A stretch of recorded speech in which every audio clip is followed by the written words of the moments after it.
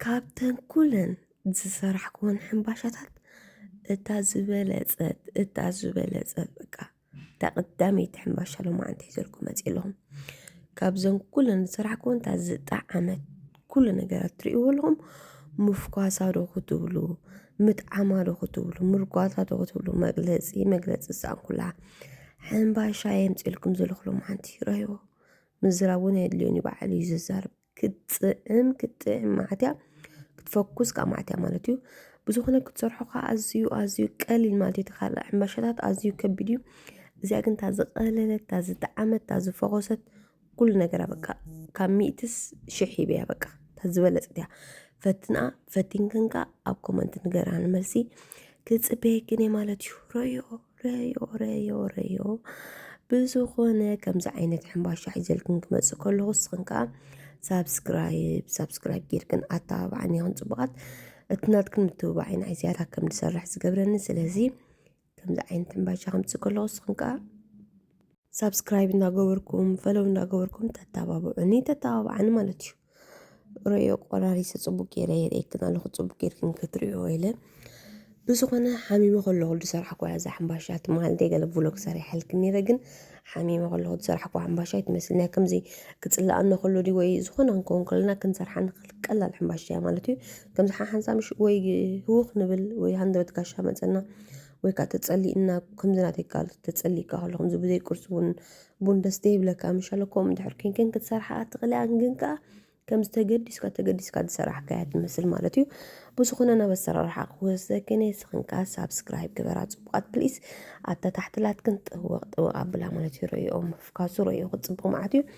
ብዝኾነ ናብ ኣሰራርሑ ክወስደክን ብዙሕ ምዝራብ የድልዮን ባዕሉ ኣፋውፂ እዩ ዝዛረብ ማለት እዩ። ንሕኑ ምስራሕ ዘድልና ነገራት ከዓ መጀመርታ ኣብዚ ክልተ እንቋቑሖ እንዲኻ ጥቀም ግን እታ ሓንቲ እታ ብጫ ከትርፈያ ማለት እዩ። ድሓር ብላዕሊ መታን ከንለኸያ ሓንቲ ምእቲ ብጫ እንታ ፃዕዳን ተጠቂመ ማለት እዩ። ኣብዚ ኸ እንታይ ትገላብጡ ተላዳዕኑ ኩሉ ኸይትብሉ ይፈልየኩምኩን ዘለኹም እታ ቀዳመይቲ መጀመርታ ክፈልያ ኢለ እታ ብጫ ዝተሓልቃት ሓዋዊሳት ንሽዑ ንዓ መሊሰ ድማ እታ ሓንቲ የቕምጥ ኣለኹ ማለት እዩ። ብዝኾነ ክልተ እንቋቑሖ ተጠቂመ ግን ሓንቲ ብጫ ቀሚጥያ ፃዕዳ እታ ብጫ ምልእቲ እንቋቑሖ ድማ ተጠቂመ ማለት እዩ። ኣብዚ ድማ ፍርቂ ኩባያ ሽኮር ተጠቂመ ኣለኹ። ሽኮር እዚ ማእከላይ ኖርማል ሽኮር እንድሕር ከምዚ ብዙሕ ሽኮር ትፈትዎ ኮይንኩም ርብዒ ኩባያ ወስኹላ ነዛ ፍርቂ ኩባያ ማለት እዩ። ኩባያ ሙሉእ እኳ ከበዝሓኩም እዩ። እንድሕር ቁሩብ ትፈትዎ ኮይንኩም ከዓ ርብዒ ኩባያ ግበርዋ ማለት እዩ። ፀባ ድማ 2 ኩባያ ፀባ ተጠቂመ ኣለኹ። ፍርቂ ኩባያ ድማ ዘይቲ ተጠቂመ ኣለኹ። ኣብዚኣ ድማ ሓካ ካራንሺ ተጠቂመ ኣለኹ ከምኡ ድማ ቫኒልያ ማለት እዩ። ሕጂ ፀባ ክንዚ ብዙሕ ዝረኸባ ዘይተቕላጥ ኮይንክን ከዓ ሓንቲ ኩባያ ተጠቂምክን ሓንቲ ኩባያ ማይ ክትገብራ ትኽእላ ኢኹን ማለት እዩ። ኣብዚ ከዓ ርግኦ ፍርቂ ኩባያ ተጠቂመ ኣለኹ። ጨው ከዓ ኩሉ ግዜ ሽኮር ትበላንስ መፀልካ ማለት እዩ። ቤን ሽኮር ተጌርካ ጥዑም ኣይከውንን እዩ። ኣብዚ ድማ ሓንቲ ማንካ ድማ ቫኒልያ ተጠቂመ ኣለኹ። መሊሰ ድማ ባኪንግ ፓውደር ኣብዚ ከዓ 5 ኩባያ ሕሪጭካ ቀሪበ ኣለኹ። እንዳነፍኾ ገብረ መጀመርታ ግን ኣስቤዛና ክንሕቁቆ ኢና ማለት እዩ። ከምዛ ትሪኣ ዘለኸነ ግምጥል ሕውስ እየ ዘብለን ዘለኹ ኩለንተና ኣስቤዛ ማለት እዩ።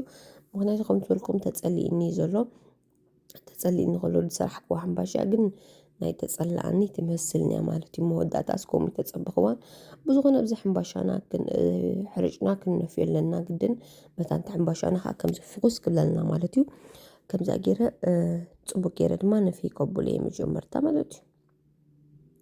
ክትሰርሖስ ኣዝዩ በቃ ቀሊል ወላ ወዳት ክትሰርሕዎ ትኽእሉ ኢኹም ማለት እዮም። እዚ ብፍላይ ስከብሉ ገለት ኮይንኩም ኖርማል ከምዛ ዘርእየኩም ዘለኹ ስፔዛ ሕጂ ኩሉ ግድን ኣይኮንኩም ኩሉ ኣነ ዝተጠቀሙ ኩሉ ክትጥቀሙሉ ዘለኩም ክትጥቀሙ ትኽእሉ ኢኹም ማለት እዩ።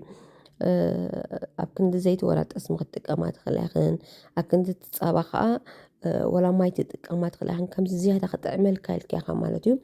ማይ ወላ ክትጥቀማ ትኽእላ ኢኽን ዝያዳ ጣዕሚ እንተደይኮይኑ ማለት እዩ። ካልእ ከዓ እቲ ሽኮር ከማልስ ዘለክን ኣብ ገዛ ክትጥቀማ ማለት እዩ። ኣብዚኣ ከዓ ፍርቂ ኩባያ ማይ ተጠቂመ ማለት እዩ። ፍርቂ ኩባያ ማይ ተጠቂመ 2 ኩባያ ሙሉእ ግን ፀባይ ተጠቂመ ማለት እዩ።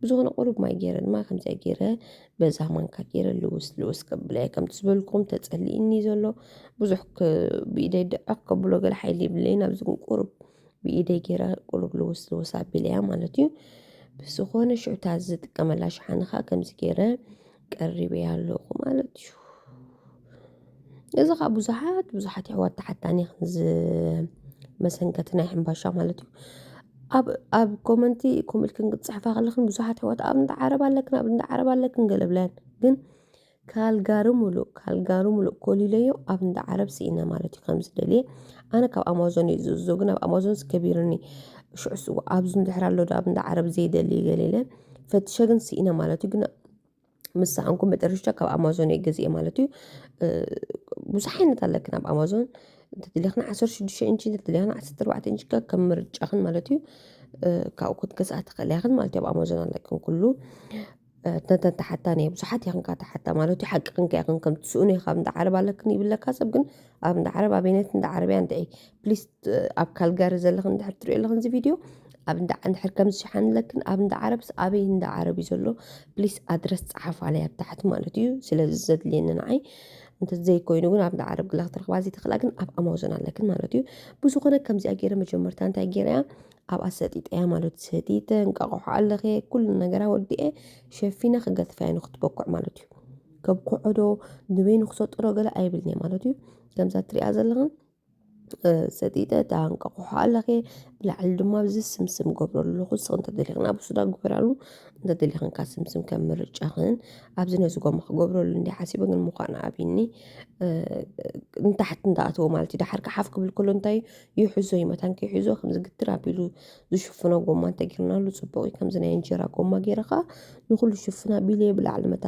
ክማሙቕ ከዓ ሽጎማ ናይ መግቢ ጥራይ ዝጥቀመሉ ማለት እዩ ገይረሉ ብድሕሪኡ ቆርብ ከማ ንሪኦ ኣርኪቦ ብዛሕ ጭቃ ሲልክና ልዕላ ብሎ ኣልዕላ ኣይተብልኦ መታን ሓፍ ከይብል እንድሕር ከምዚ ቅሬታ እንድሕር ከምዚ ኮይኑ ሒዞ ማለት እዩ ቀስ ኢለ ከምዚኣ ገይረ ልዕላ ኣቢልያ ድማ ርያ ሕጂ ድማ ብኦቨን እቲ ኣብ ኦቨን ኣርሲንዮ ፀኒሐ ማለት እዩ ኦቨን ክን ኩሉ ግዜ ኣርሲን ኩን ክፀንሓ ኣለክን ምስ ቀረበ ማለት እዩ ኣርሲንዮ ፀኒሐ ብ180 ዲግሪ ን45 ደቂቃ ኣብሲልያ ምክንያቱ ርጓድ ስለ ዝኾነት 45 ደቂቃ ኣብሲልያ ስኽንካ ካብ ኦቨን ናብ ኦቨን ካ ይፈላለዩ ማለት እዩ ሕጂ እታ ኣነ ገዛ ቀይረለኹ እንዴ እታ ቀዳሚት ኦቨን ዝጥቀምላ ነበርኩን እዚኣን በቤት እዚኣ ቁርብ ዝሕል ትብልያ ስለዚ ካብ ኦቨን ናብ ኦቨን ይፈላለዩ በዝናተይ ትኸዳ ፍርቂ ሰዓት ገለ ምስ በሰለ ስቴኪኒ እቲኽን በሲሉ ዲ ኣይበሰለን ንሪኦ ስቴኪኒ ንውሽጢ ምስ እትኹኖ እንድሕር ጥሩሑ በፂኡ በሲሉ ኣሎ ማለት እዩ እንድሕር ዝኾነ ብሕቕ ተፀይቆ ግን ኣይበሰለን ኣሎ ማለት እዩ ብዝኾነ ከም ኣጌርክን ክትፈልጣ ትኽእልያኽን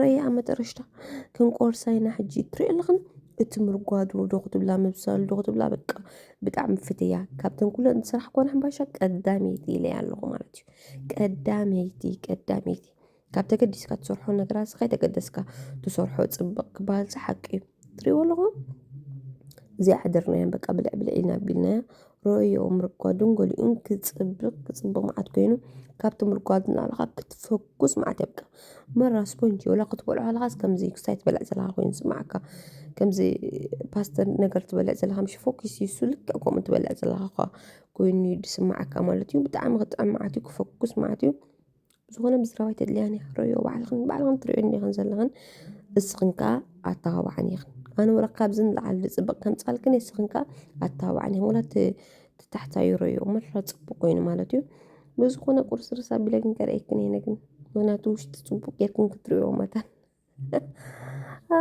ርአዮ ቁርስ ከምዚኣስ ኣይተራእየትን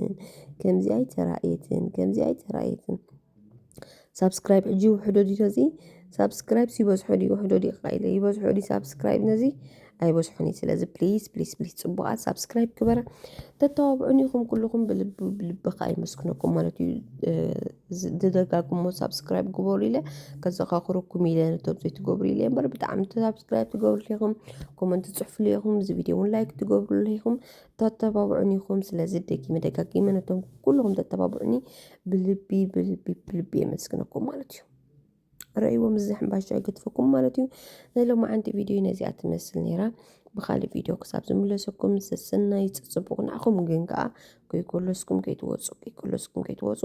كل سو طعمو نقدم بلو بون قرارب كي عجنبون إلي غيريا نعمو بون كاستيكم كل كلس بزخنة صبغات بخال فيديو كساب زملسكم سسنايو تصبغون معكم مزاح مباشا يقدفكم باي.